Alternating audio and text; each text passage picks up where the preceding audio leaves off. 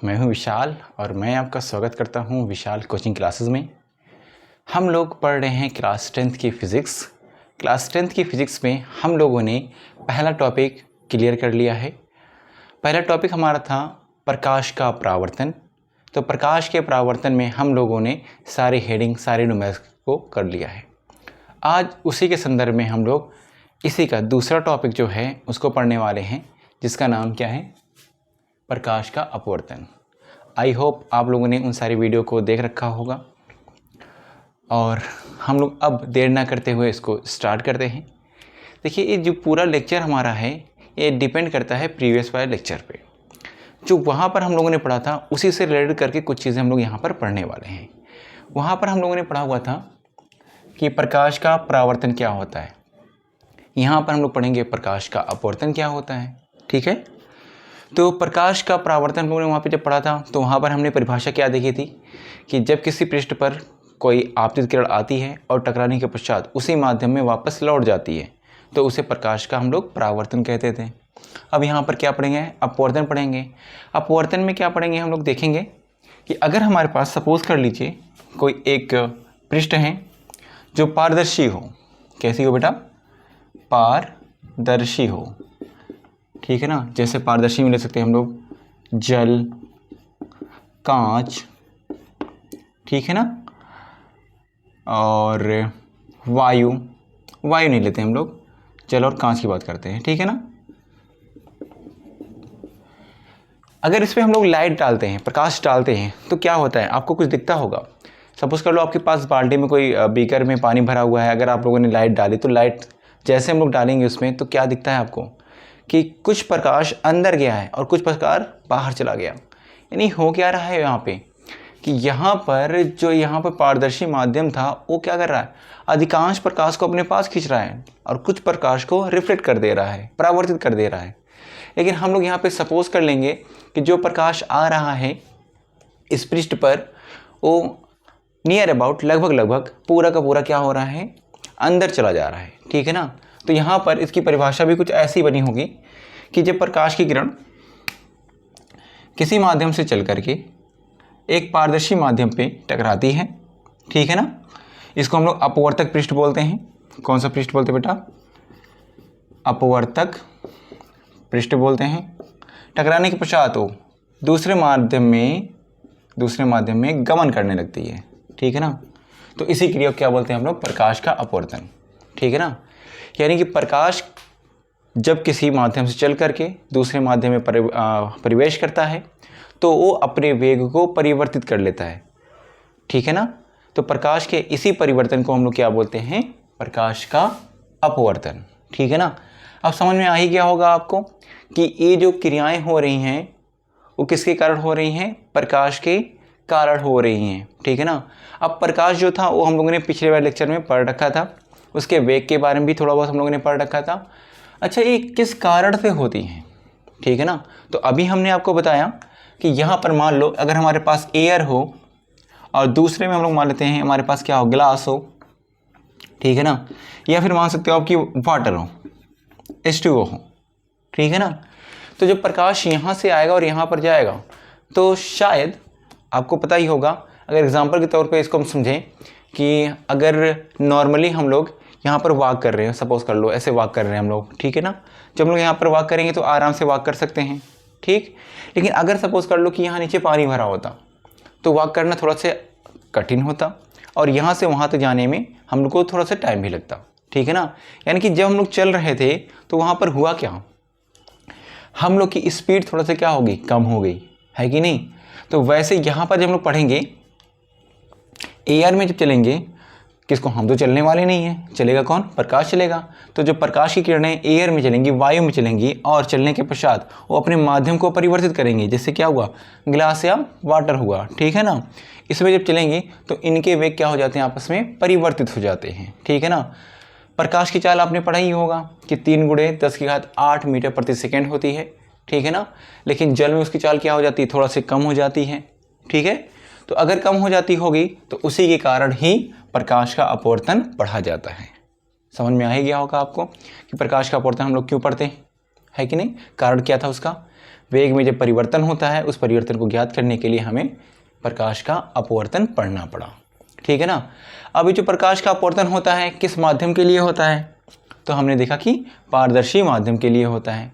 पारदर्शी माध्यम कौन कौन से होते हैं, अभी हमने देखा कि वायु होता है, जल होता है, कांच होता है, ये हमारे क्या होते हैं, पारदर्शी माध्यम होते हैं। ठीक है ना। तो अगर हम लोग बात करें, इसको रब कर देते हैं डिफिनीशंस की, तो डिफिनीशन भी बहुत ही ईजी है।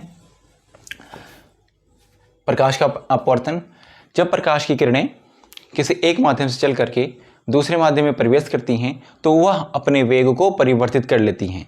जब वह अपने वेग को परिवर्तित कर लेती हैं तो इसी परिवर्तन को हम लोग क्या बोलते हैं, प्रकाश का अपवर्तन कहते हैं। ठीक है ना। इसमें प्रकाश का अधिकांश भाग क्या होता है, अंदर जाता है, और कुछ आंशिक भाग क्या होता है, वो रिफ्लेक्ट कर जाता है। ठीक है ना। किसके कारण होती है, तो हम लोगों ने देखा अभी कि वेग के कारण होती हैं, वेग। ठीक है ना। या फिर कह सकते हैं हम लोग कि स्पीड के कारण होती है। ठीक है ना, चाल। ठीक है ना, ठीक, चाल के कारण होती है।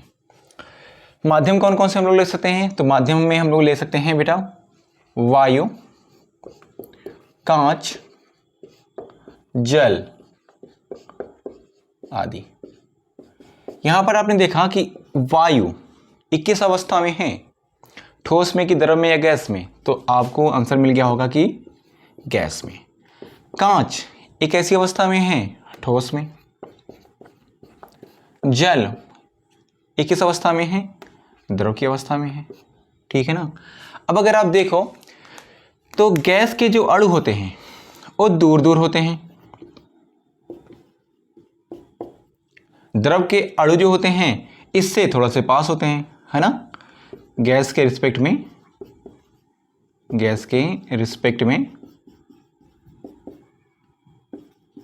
थोड़ा सा पास होते हैं। ठीक है ना। और ये जो हमारा ठोस है इसके अणु बहुत पास होते हैं। इसके अणु किसकी रिस्पेक्ट में, गैस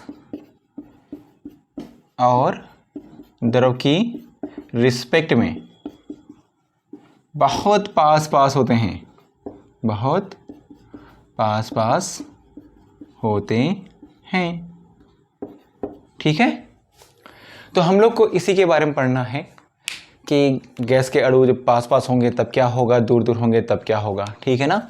देखिए, जब गैस के अणु पास होते हैं, दूर दूर होते हैं, तो उनको हम लोग इसी माध्यम में हम लोग दो तरह के माध्यम मानने वाले हैं। किस किस तरह के माध्यम मानेंगे, दोनों के दोनों क्या होंगे, पारदर्शी माध्यम ही होंगे। अगर किसी पदार्थ में उसके अणु दूर दूर हुए, ठीक है ना, तो उसको हम लोग बोलते हैं विरल माध्यम। क्या बोलते हैं बेटा हम लोग, विरल माध्यम। ठीक है ना। विरल का मतलब होता है बेटा दूर दूर। ठीक है ना।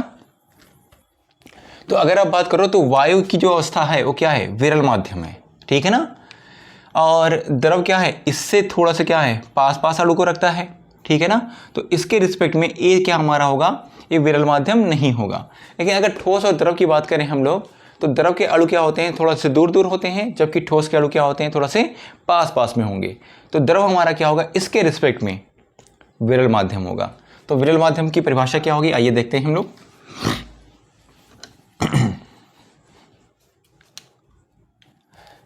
जब पदार्थ के कण या जब पदार्थिक कण दूर दूर होते हैं तो उन्हें हम लोग विरल माध्यम कहते हैं। या ऐसे कह सकते हैं हम लोग परिभाषा कि वह माध्यम जिनमें पदार्थ के कण या पदार्थ के अणु या परमाणु दूर दूर होते हैं उस माध्यम को हम लोग विरल माध्यम कहते हैं। दूसरा होता है सघन माध्यम, यानी इसी माध्यम को हम लोगों ने क्या किया, दो भागों में कैटेगराइज कर दिया। ठीक है ना। एक क्या था, विरल माध्यम, दूसरा क्या था, सघन माध्यम। ठीक है ना। इसको बोलते हैं हम लोग बोलते हैं इंग्लिश में रेयरर मीडियम, इसको बोलते हैं हम लोग डेंसर मीडियम। ठीक है ना। तो डेंसर की बात करें अगर हम लोग, सघन माध्यम की बात करें हम लोग, सघन का मतलब क्या होता है, कहते हैं ना यहाँ पे बड़ा यार घन, मतलब बहुत ज़्यादा लोग जो बैठे होते हैं तो उसे हम लोग क्या बोलते हैं, अरे यार बड़ा सघन है कि नहीं। सघन मतलब क्या होगा, जब ज़्यादा लोग होते हैं तो इसे क्या बोलते हैं हम लोग, सघन। तो इसकी परिभाषा क्या बोलेंगे हम लोग कि एक ऐसा माध्यम जहाँ पर पदार्थ के अणु या परमाणु या फिर कह सकते हैं कण पास पास होते हैं, वो माध्यम क्या कहलाता है, हमारा सघन माध्यम कहलाता है। जैसे यहाँ पे कह सकते हैं हम लोग जल, ठीक है ना, कांच, ठीक है ना, मरकरी, ठीक है ना, बहुत सारे होते हैं, ठीक है। यहाँ पर इसके लिए क्या हो जाएगा हमारे पास, एयर हम लोग बोल सकते हैं। ये हमारे पास क्या होता है, विरल माध्यम होता है, ठीक है। इसके बाद हम लोग क्या पढ़ेंगे, प्रकाश की चाल के बारे में। ये तो हम लोगों ने थोड़ा बहुत पढ़ ही लिया था कि प्रकाश की चाल कितनी होती है। तो पता क्या चला कि प्रकाश की चाल भिन्न भिन्न माध्यमों में भिन्न भिन्न होती हैं। जैसे निर्वात अथवा वायु में प्रकाश की चाल 3 × 10⁸ मीटर प्रति सेकेंड होती है। कितनी होती बेटा, 3 × 10⁸ मीटर पर सेकेंड। प्रकाश की चाल के बारे में, तो प्रकाश की चाल कितनी होती है आपको पता ही होगा। प्रकाश की चाल को हम लोग सी से रिप्रेजेंट करते हैं। सी = होगा 3 × 10⁸ मीटर प्रति सेकेंड होती है, ठीक है ना। अब बताओ अगर मीटर को हम लोग किलोमीटर में कन्वर्ट करें तो क्या आएगा। आपको आपने पढ़ाई होगा छोटी क्लासेस में कि 1 किलोमीटर बराबर कितना होता है, 1000, है कि नहीं। 1 किलोमीटर बराबर होता है 1000 कितना मीटर। तो 1 मीटर बराबर हो जाएगा 10⁻³ किलोमीटर, है कि नहीं। अब इसकी वैल्यू ला के यहाँ पे रख दो। C = हो जाएगा 3 × 10⁸, है कि नहीं। कितना होगा, 3 × 10⁸ × 10⁻³ किलोमीटर प्रति सेकेंड। इसको लिख सकते हम लोग 3 × 10⁻³ हो जाएगा 5 किलोमीटर प्रति सेकेंड। यानी कि जो प्रकाश है वो कितनी तेज चल रहे हैं यहाँ पर, 3 × 10⁻5 किलोमीटर प्रति सेकेंड में। अगर इसको हम लोग ऐसे लिख दें तो क्या दिक्कत होगी, 5 0 बढ़ा दो इसके आगे और यहाँ लिख दो किलोमीटर प्रति सेकेंड। इकाई, दहाई, सैकड़ा, हज़ार, 10,000, लाख, 3 लाख किलोमीटर प्रति सेकेंड की स्पीड से कौन चलता है, प्रकाश चलता है, ठीक है ना। किस माध्यम में चलता है, निर्वात अथवा वायु में। लेकिन अगर मान लो हमारे पास माध्यम कोई और होता, सपोज कर लो कि माध्यम हमारे पास होता वायु के अलावा जो है जल या फिर कांच, तब फिर क्या होता, तो इसकी स्पीड थोड़ा से कम हो जाती, ठीक है ना।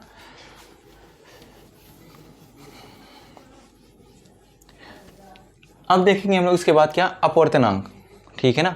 अपवर्तनांक को हम लोग पढ़ेंगे, अगर हम लोग देखेंगे अपवर्तनांक क्या होता है कि प्रकाश के अपने माध्यम से जब दूसरे माध्यम में जाता है, ठीक है ना, तो अपने मार्ग को परिवर्तन करने की जो क्षमता होती है, ठीक है ना, अपने मार्ग को परिवर्तित करने की जो क्षमता होती है उसे क्या कहते हैं हम लोग, अपवर्तनांक कहते हैं, ठीक है ना।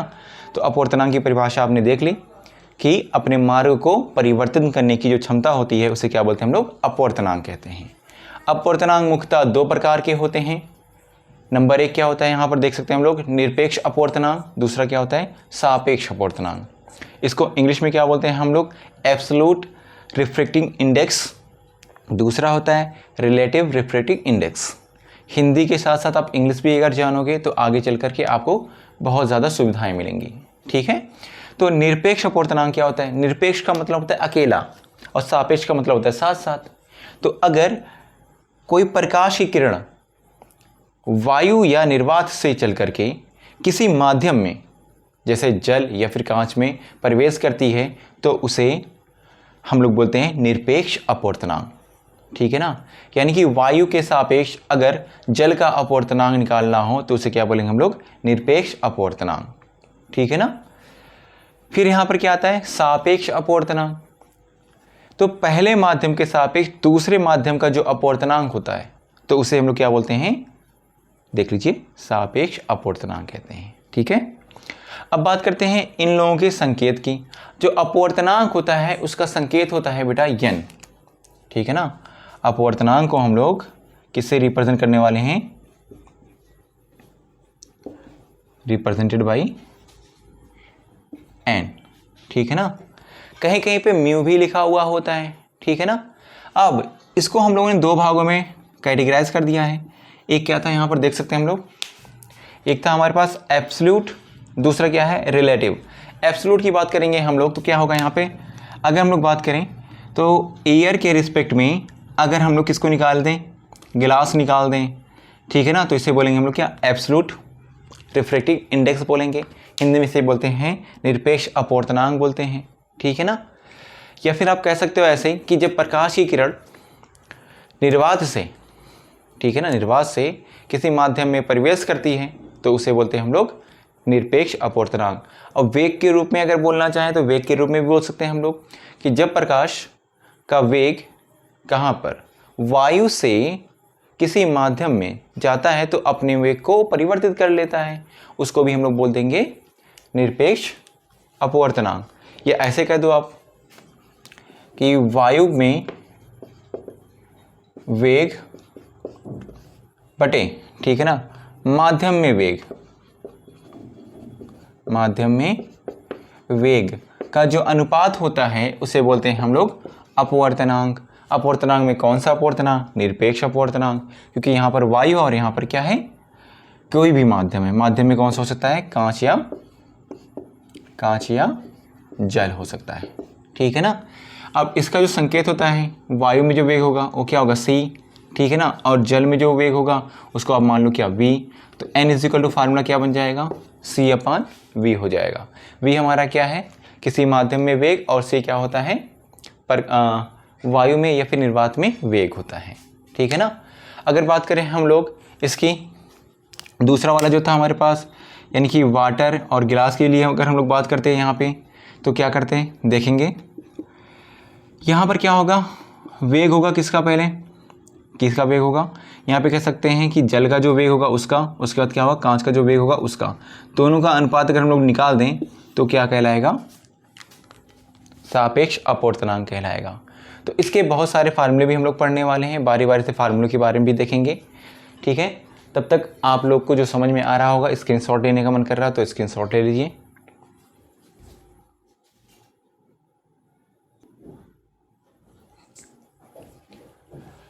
अगर हम लोग को दो माध्यम सपोज कर लो 1 और 2 दे दें, ऐसे मान लें,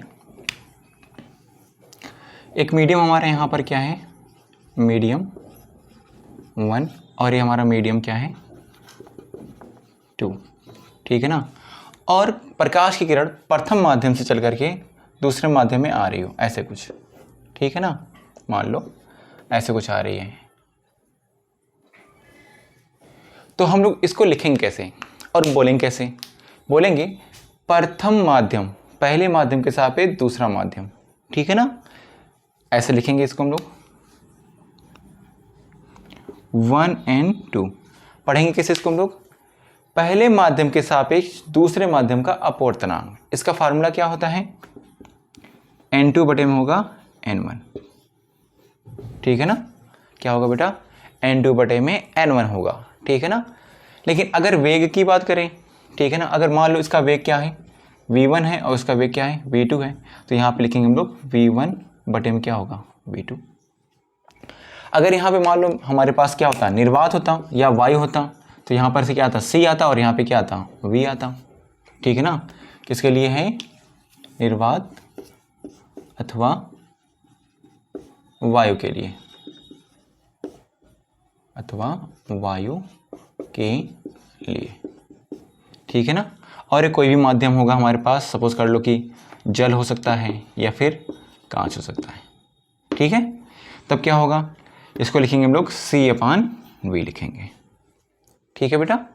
तो जैसा माध्यम होगा वैसा हम लोग क्या करेंगे, फार्मूला बना लेंगे, ठीक है ना। सपोज कर लो हमारे पास 2 माध्यम ना हो करके 3 माध्यम हो, तो फिर क्या करेंगे, माध्यम 1 में मान लो हमारे पास वायु है, माध्यम 2 में हम लोग मान लेते हैं हमारे पास जल है, माध्यम 3 में हम लोग मान लेते हैं हमारे पास कांच है। तो इनके बीच में क्या रिलेशन होगा, आइए हम लोग देखते हैं कि रिलेशन कैसे निकालेंगे। अगर हमारे पास सपोज कर लो पहला माध्यम क्या है, यहाँ पर एयर है, दूसरा क्या है, वाटर, और तीसरा मीडियम हमारे पास है क्या, गिलास, ठीक है ना। इनके बीच में रिलेशन निकालना हो तो कैसे निकालेंगे, ठीक है ना।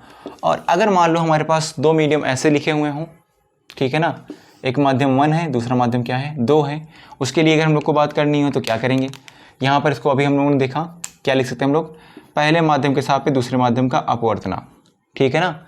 तो इसको क्या लिख सकते थे हम लोग, N2 बटे में N1 लिख सकते हैं कि नहीं, बिल्कुल लिख सकते हैं। अगर मान लो हम लोग को 2N1 लिखना होता तो क्या लिखते हैं हम लोग, इसको N1 बटे में N2 लिखते हैं। अगर इसको समीकरण 1 मान लो, इसको समीकरण नंबर 2 मान लो, यानी पहले में क्या देखा हम लोगों ने, जब प्रकाश की किरणें कहाँ से आ रही थी बेटा, 1 से 2 में जा रही थी, ठीक है ना, तब के लिए क्या था ये फार्मूला। अगर 2 से 1 में जा रही थी तब क्या होता फार्मूला हमारे पास, 2N1 इजिकल टू होता N1 अपान N2 होता।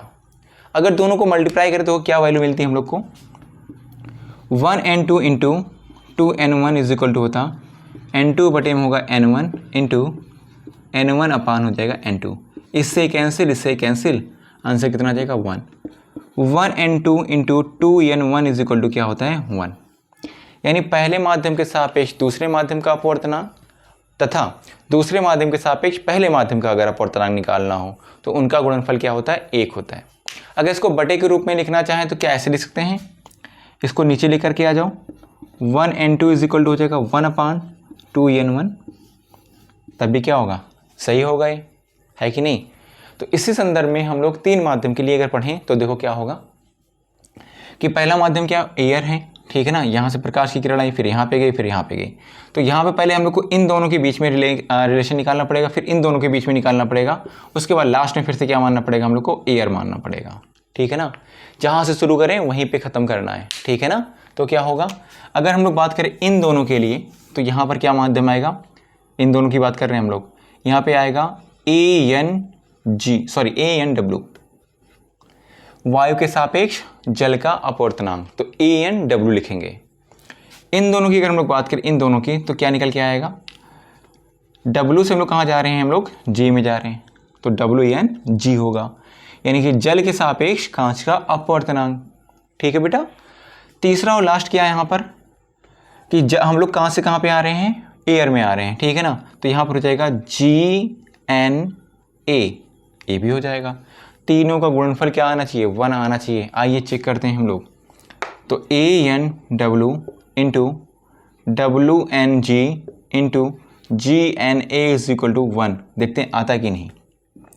इसको लिख सकते हैं हम लोग कितना बेटा, NW बटे में NA इंटू, इसको लिख सकते हैं हम लोग NG अपान होगा NW, इसको लिख सकते हैं हम लोग NA अपान NG। देखेंगे अगर इससे ए कैंसिल हो गया, इससे ए कैंसिल हो गया, इससे ए कैंसिल हो गया, आंसर कितना आया 1। यानी कि कह सकते हैं हम लोग अगर जहाँ से हम लोग शुरू कर रहे हैं अगर वहीं पे दोबारा पहुँच जाएं तो उसकी वैल्यू क्या आएगी हमारे साथ, 1 ही आएगी। अगर इसको माध्यम 1 माने होते, इसको 2 माने होते, इसको 3 माने होते, ठीक है ना, तो फिर क्या होता बेटा, यहाँ लिखते हैं 1N2 2N3 3N1 is equal to क्या होता, 1 हो जाता, ठीक है ना। तो फार्मूला देखो बहुत ही इजी है, इसको हम लोग बहुत ईजीएस्ट वे में कर रहे हैं। आप लोग को अगर कोई क्वेरी होगी तो आप हमें ज़रूर कमेंट करके पूछ सकते हैं। लास्ट आज की टॉपिक की हेडिंग हम लोग पढ़ने वाले हैं कि इसको प्रभावित करने वाले कारक कौन कौन से होते हैं, कि अपवर्तनांक को प्रभावित करने वाले कारक कौन कौन से होते हैं। तो हमने देखा कि जब माध्यम चेंज कर रहा था तभी अपवर्तनांक के मान क्या हो रहे हैं, चेंज हो रहे हैं। तो इसको देखो हम लोग कह सकते हैं कि अगर ठंडक से गर्मी में जा रहे हो, गर्मी से ठंडक में जा रहे हो, अगर गर्मी होती है तो प्रकाश की किरणें बहुत तेज़ी से आ जाती हैं, लेकिन ठंडक के दिनों में अगर आप देखोगे कि प्रकाश की किरणें वहाँ से जब चलती हैं तो पृथ्वी तक आने में उनको ज़्यादा समय लग जाता है कि नहीं। तो यहाँ पर देखोगे आप कि पहला हम लोगों ने कारक क्या ले रखा है, ताप बढ़ाने पर जो अपवर्तनांक होता है वो प्रभावित हो जाता है, ठीक है ना। अभी एग्जाम्पल हमने आपको दे ही दिया। दूसरा क्या होता है, उसकी प्रकृति पर, ठीक है ना, किसकी प्रकृति पर, माध्यम की प्रकृति पर। माध्यम की प्रकृति पर इसलिए बोला हम लोगों ने कि माध्यम हो सकता है कि ठोस हो, द्रव हो या फिर गैस हो, इसलिए उसकी प्रकृति पर भी ये निर्भर करता है। अगर हमारे पास सपोज कर लो द्रव होगा तो उसमें प्रकाश की किरणें क्या होंगी, थोड़े से धीरे धीरे चलेंगी, और अगर मान लो हमारे पास गैस होता तो उसमें तेज़ चलती, लेकिन अगर मान लो ठोस होता तो प्रकाश की किरणें उसमें क्या होती, बहुत ही धीरे धीरे चलती, ठीक है ना। अब वैसे इतनी तेज़ हो चलती हैं प्रकाश की किरणें, हम लोग को लगता है कि वो आराम से निकल गई, है कि नहीं। तो यहाँ पे कह सकते हैं कि प्रकाश की किरणें क्या होती हैं, हर एक माध्यम के लिए अलग अलग वेग से चलती हैं। इसमें लास्ट क्या है देखेंगे हम लोग, प्रकाश की तरंगदैर्घ्य एवं रंग पे। तरंग दैर्घ्य की बात अगर हम लोग करें तो हम लोग यहाँ पर देख सकते हैं, एक फार्मूला हम लोगों ने पढ़ा होगा क्लास 9th में, अगर आपको याद हो। अगर याद नहीं है तो अभी हम बता रहे हैं आपको, हो सकता है आपको रिमाइंड हो जाए। उसी से हम लोगों ने यहाँ पर तरंग दैर्घ्य लिखा हुआ है, ठीक है ना। हम लोगों ने पढ़ा हुआ था वहाँ पर v इज इक्वल टू था न्यू लैम्डा, याद होगा आपको। यहाँ पर v क्या था, वेग था। किसका वेग होगा, प्रकाश का वेग होगा।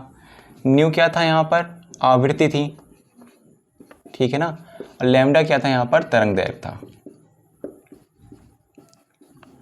ठीक है ना। तो यहाँ पर देखोगे प्रकाश की तरंग दैर्घ्य एवं क्या कह रहा है, रंग पे, ठीक है ना। प्रकाश की जो तरंग दैर्घ्य होती है, आपने पढ़ा होगा या सुना तो होगा ही, अगर नहीं पढ़ा तो अभी हम लोग पढ़ेंगे इसी वाले अगले वाले लेक्चर में पढ़ लेंगे, ठीक है ना।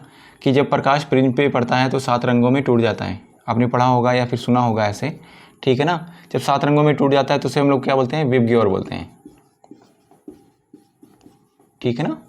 प्रिज्म के बारे में भी पढ़ेंगे हम लोग, तो विबग्योर बोलते हैं। यानी कि यहाँ पे क्या होते हैं, 7 कलर होते हैं, violet, indigo, blue, green, yellow, orange और रेड होते हैं। तो इनकी जो तरंग दैर्घ्य होती है बेटा अलग अलग होती हैं, ठीक है ना। अगर इनकी तरंग दैर्घ्य अलग होती होंगी तो इनके अपवर्तनांक भी अलग होते होंगे। पहले वाले लेक्चर में हम लोगों ने जब परावर्तन पढ़ रहे थे तो वहाँ पर हमने देखा था कि प्रकाश के जो किरणें होती हैं वो 7 रंगों में अगर टूटती हैं तो उनमें जो अलग अलग रंग होते हैं अलग अलग तरंग दैर्घ्य रखते हैं। जब तरंग दैर्घ्य अलग अलग रखेंगे तो उनके अपवर्तनांक भी अलग अलग होते हैं, इसलिए यहाँ पे लिखा गया है तरंग दैर्घ्य पर और साथ ही साथ रंग पर। तो इस टॉपिक में हम लोगों ने मैक्सिमम हेडिंग कवर कर रखी है। हाँ, हम लोगों ने कुछ हेडिंग अभी छोड़ी है, जैसे प्रिज्म के बारे में नहीं बताया हमने ठीक से। अभी अगले वाले लेक्चर में हम लोग प्रिज्म के बारे में पढ़ेंगे और इनसे रिलेटेड कुछ क्वेश्चन देखेंगे। अगर कुछ और भी थ्योरी वगैरह बची होगी तो उसको भी हम लोग कवर करेंगे। अब एक चीज़ और बची हुई कि प्रकाश का अपवर्तन जो होता है, ठीक है ना, उसके नियम क्या होते हैं, इसका एग्जाम्पल क्या होता है, ठीक है ना। एग्जाम्पल भी देखेंगे हम लोग। तो आज के लेक्चर में इतना ही रहने देते हैं, वीडियो काफ़ी लंबी हो रही है। अगर आपको हमारे लेक्चर्स अच्छे लग रहे हों, वीडियो अच्छी लग रही हो तो इसको शेयर कीजिए, कमेंट कीजिए और लाइक करना ना भूलिए। Thank you so much for watching this video.